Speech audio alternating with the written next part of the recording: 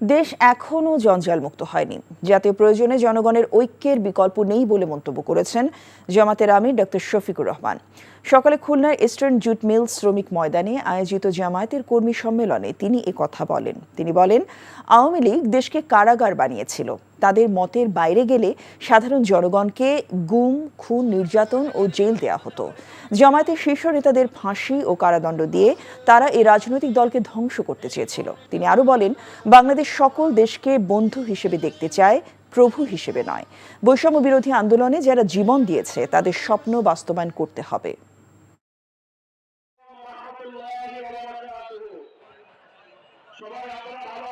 দেশ এখনো পুরা মুক্ত হয়নি। সমাজে হাজার জাতের জঞ্জাল এখনো রয়ে গেছে। ওই জঞ্জাল আমাদেরকে পরিচ্ছন্ন করে ফেলতে হবে ইনশাআল্লাহ। সকলে মিলে প্রিয় দেশ আমাদের, সকলের হাত এক মোহনায় মিলিত হয়ে ঐক্যবদ্ধভাবে আমরা এই জাতিকে গড়তে চাই ইনশাআল্লাহ।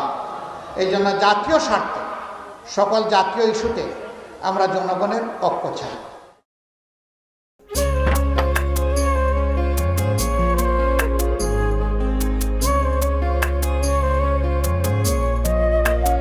এটা আমাদের ঘর, আমরা দুজন মিলে সবকিছু গোছাবো।